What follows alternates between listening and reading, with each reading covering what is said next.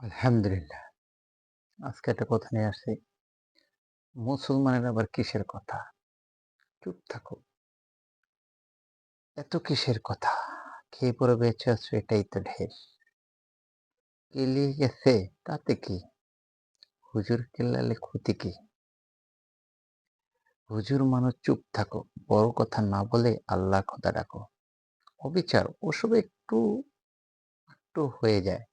কেউ তোমার লাগে বলবেন একটা কথা। ও মানবতার ওসব বামদের। এটা তোমাদের জন্য নেই। আজকে হুজুর মানুষ হইলে কোনো কোথাও কোয়া যাবে না। কেলাইনি খাইতে বলবে, যা মন চায় কইতে পারবে, এটা কোনো সমস্যা না। এটা হলো মুসলমান। আপনি প্রকৃত মুসলমান হইবেন, আপনি এগুলো সহ্য করতে পারবেন। কিছু করার নেই। পরিবেশের মধ্যে দেখেন, প্রকৃত মুসলমান। আমরা সবাই মুসলমান দাবি করি। আসলে কি আমরা সবাই মুসলমান? আসলে না।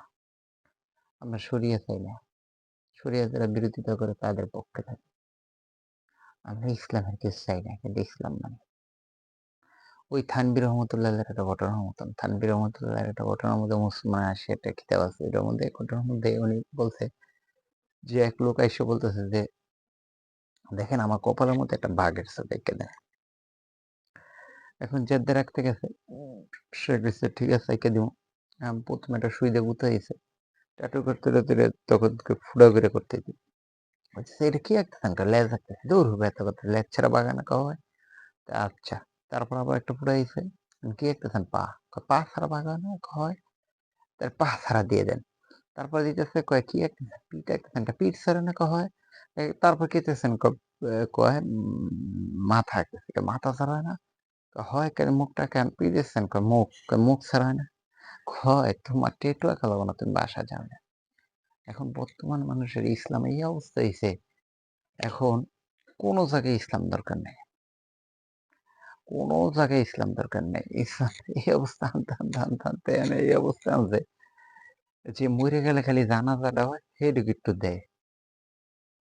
অথবা অনেকে জানাজা মরার আগ পর্যন্ত হুজুর গাইলে মরার পরে একটু হুজুর আইনা করে একটু দিয়ে দেয়। এছাড়া আর কোনো কিছুই নেই। এই হইলাম আমরা মুসলমান। তাই আমাদের প্রকৃত মুসলমান হওয়া খুব জরুরি। আল্লাহ তাআলা আমাদের বুঝাতে দেন।